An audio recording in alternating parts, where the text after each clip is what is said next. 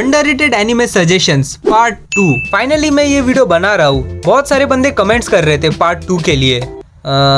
I guess list का first anime जिसके 2 seasons को मैंने 2-3 दिनों में ही बिंज वॉच कर दिया था, नाम है आजिन डेमी ह्यूमन, जो फुल एक्शन पैक्ड एनिमे है जिसमें पूरे टाइम चूहे बिल्ली का खेल चलता रहता है। इस एनिमे की स्टोरी को शॉर्ट में एक्सप्लेन करूँ तो गवर्नमेंट के कुछ बंदे आजिन्स को पकड़ते हैं क्योंकि आजिन्स मर नहीं सकते और वो सोसाइटी को थ्रेट है, ऐसा गवर्नमेंट का कहना है। हमारा मेन कैरेक्टर केई नागाई डिस्कवर करता है कि वो खुद भी एक आजिन है और उसके साथ साथ उसके स्कूल वालों को भी पता चल जाता है कि वो आजिन है, इसीलिए पड़ जाते हैं गवर्नमेंट वाले उसके पीछे भी ताकि उसको पकड़ के उस पे एक्सपेरिमेंट्स कर सके। पर क्या हमारा मेन कैरेक्टर गवर्नमेंट से बच सकता है? उसके लिए तुम्हें ये एनिमे देखना होगा, जिसके 2 सीजन है, दोनों में 13 एपिसोड्स है और काफी ज्यादा एंटरटेनिंग एनिमे है और इसके कैरेक्टर्स मुझे काफी ज्यादा अच्छे लगे, स्पेशली ये बुढ़ा जिसके सफेद बाल है ऑफ कोर्स, इसीलिए ये बहुत बैडएस भी है। पर इस एनिमे के साथ एक दिक्कत है, इसकी एनिमेशन। मैं पर्सनली 2-3 एपिसोड्स में यूज्ड हो गया था इसकी एनिमेशन से, पर शायद तुम्हें इसकी एनिमेशन उतनी अच्छी ना लगे। इसे 7.5 की रेटिंग मिली है, पर मेरे लिए ये 9/10 एनिमे है। सेकेंड एनिमे को भी मैंने 2 दिनों में ही खत्म कर दिया था। एनिमे का नाम है वेलकम टू दी NHK। ये एक slice of life comedy anime है जो कि सीरियस प्रॉब्लम्स को नॉट सो सीरियस फॉर्म में प्रेजेंट करता है। हमारा मेन कैरेक्टर सातो ऑलमोस्ट 4 सालों से हिकिकोमोरी बना पड़ा है, जिसका मीनिंग तुम स्क्रीन पे अभी देख सकते हो। एनिमे की स्टोरी को एक लाइन में बताओ तो हमारा मेन कैरेक्टर को हिकिकोमोरी लाइफ को छोड़ के फिर से नॉर्मल लाइफ जीना है, जो कि बिल्कुल भी इजी नहीं है और यही उसका गोल है। ये एनिमे 2006 में रिलीज हुआ था और जो भी सीरियस प्रॉब्लम्स इस एनिमे में दिखाए हैं वो काइंड ऑफ आज के यूथ का मेजर इशू बनता जा रहा है मेरे ओपिनियन में। तुम इस एनिमे को मेरे कहने पे देख लो। अगर तुम्हें slice of life type anime अच्छे लगते हैं तो तुम्हें ये एनिमे डेफिनेटली पसंद आएगा, मेरी गारंटी है। इस एनिमे के 24 एपिसोड्स है और 8.31 की रेटिंग मिली है इसे, और मेरे लिए ये 9/10 एनिमे है। अगेन इसकी एनिमेशन मुझे तो अच्छी लगी, पर शायद तुम्हें अच्छी ना लगे क्योंकि ये पुराना एनिमे है। तीसरे नंबर पे एक ऐसा एनिमे है जिसके 1-1 घंटे के सिर्फ 8 एपिसोड्स है।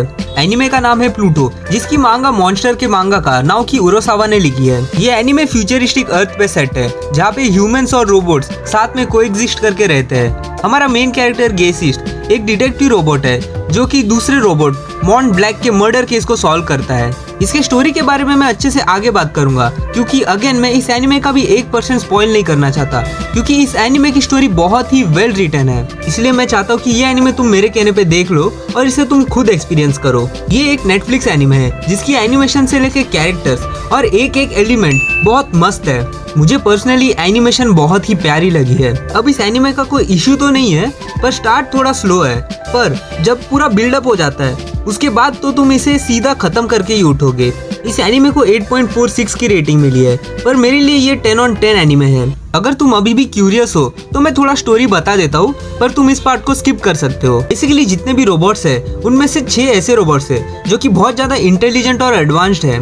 इसमें से एक रोबोट हो गया हमारा मेन कैरेक्टर और दूसरा रोबोट हो गया मॉन्ट ब्लैंक, जिसका मर्डर कर देता है कोई। इस वर्ल्ड में रोबोट राइट्स वाले होते हैं जिसका भी कोई मर्डर कर देता है। ये पूरा केस हमारा मेन कैरेक्टर सॉल्व करता है, जिसे लगता है कि ये दोनों केसेस में कोई ना कोई तो लिंक है और दोनों ही केसेस में उसे सिमिलर पैटर्न्स नजर आते हैं। इसके बाद जो स्टोरी प्रोग्रेस करती है भाई एक नंबर, इसलिए ये मेरे ओपिनियन में एक मस्ट वॉच एनिमे बन जाता है।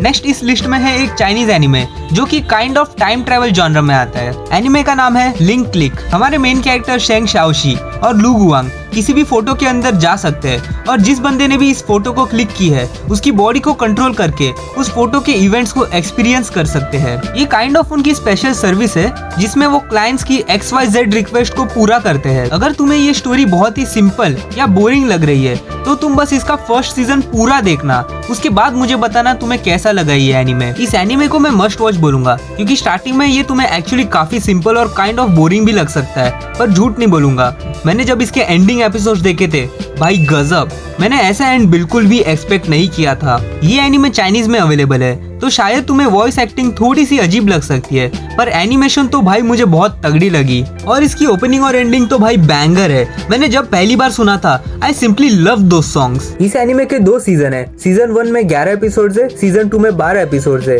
और रेटिंग मिली है 8.73 की। मेरे लिए भी ये 8.5 on 10 है। लिस्ट का फाइनल एनिमे जिसका मेन कैरेक्टर मुझे काफी ज्यादा बैडएस लगा। एनिमे का नाम है गैंगस्टर, जो एक एक्शन, क्राइम और गैंग रिलेटेड एनिमे है जिसके एक्शन सीन्स मुझे काफी ज्यादा पसंद है। इस एनिमे के स्टोरी के बारे में मैं आगे बात करूंगा, पहले बात करता हूँ इसकी एनिमेशन की। एक्शन सीन्स बहुत ज्यादा अच्छे से और स्मूथली एनिमेटेड है, देखने में काफी ज्यादा मजा आ रहा था। हमारे मेन कैरेक्टर वॉरिक और निकोलस ब्राउन मर्सिनरीज है जो कि बहुत खतरनाक वाले जॉब्स करते हैं जिसे कोई और हैंडल नहीं कर सकता। इस एनिमे के अंदर मर्सिनरीज का एक रैंकिंग सिस्टम है और ये मर्सिनरीज और गैंग्स मिलकर जो केओस करते हैं, देखने में बहुत मजा आया था मुझे। ओवरऑल एक अच्छा एक्सपीरियंस प्रोवाइड तो करा देता है ये, पर इस एनिमे का एक बहुत ही मेजर डाउनसाइड भी है। इस एनिमे का एक ही सीजन है 12 एपिसोड्स के साथ, जिसे 7.41 की रेटिंग मिली है और मेरे लिए ये 8 on 10 है। इस एनिमे का यही डाउनसाइड है कि ये एनिमे इनकम्प्लीट है। मैं जब इस एनिमे को देख रहा था मैं कंफ्यूज हो गया था क्योंकि मैं ऑलमोस्ट एंड पे पहुंच चुका था और इस एनिमे में अभी भी नई नई चीजें इंट्रोड्यूस हुए जा रहे थे। जैसे जैसे एपिसोड खत्म होते गए मैं नेक्स्ट एपिसोड के लिए काफी ज्यादा एक्साइटेड होता गया और जब ये एनिमे ने एकदम तगड़ी बिल्डअप बना ली थी तभी स्टूडियो ने बोला गांड मराओ और वहीं पे एनिमे खत्म हो जाता है। इसीलिए ये एनिमे मैं तुम पे छोड़ता हूँ। अगर तुम्हें इनकम्प्लीट एनिमे देखना है तो तुम इसे देख सकते हो, वरना तुम इसे स्किप कर सकते हो। क्योंकि लास्ट एनिमे इनकम्प्लीट था इसलिए एक बोनस एनिमे। वैसे तो ये काफी पॉपुलर एनिमे मूवी है, पर जब मैंने इसे देखा था इंडिया में गिन के 2-4 यूट्यूबर्स ने ही इसके बारे में बात की थी। इस एनिमे का नाम है परफेक्ट ब्लू। ये शायद तुम्हें कंफ्यूजिंग लग सकती है, पर अगर स्टार्टिंग से ही समझने का ट्राई करोगे तो एक ही बार में समझ जाओगे। ये एक साइकोलॉजिकल और सस्पेंस एनिमे है जिसमें एक जे-पॉप आइडल की कहानी है जो सिंगिंग करियर छोड़ के एक्टिंग करियर की शुरुआत करना चाहती है, पर जैसे ही उसका ये करियर स्विच होता है उसके साथ बहुत सारे अनएक्सपेक्टेड चीजें होना स्टार्ट होती है। ये मूवी 1 घंटा 20 मिनट की है जिसकी रेटिंग 8.55 की है और मेरे लिए ये 8 on 10 एनिमे है। ये मूवी मेरे अकॉर्डिंग एक स्ट्रॉन्ग मैसेज या लेसन भी देता है जो कि तुम मुझे बताओगे इस मूवी को देखने के बाद कमेंट्स में। बताओगे ना? और अगर तुम्हें ऐसे ही अंडररेटेड एनिमे सजेशंस चाहिए तो फिर तुम मेरी ये वीडियो देख सकते हो। और अगर तुम्हें टोक्यो रिवेंजर्स का नेक्स्ट आर्क देखना है तो ये राइट वाली वीडियो देख लेना। अगर सजेशंस अच्छी लगी हो तो एक लाइक तो बनता है और कमेंट में बताना तुमने इनमें से कितनी एनिमे देखी है और सब्सक्राइब भी कर ही देना मेरे भाई। और मैं फिर से चला अपनी बेसमेंट में। Good bye.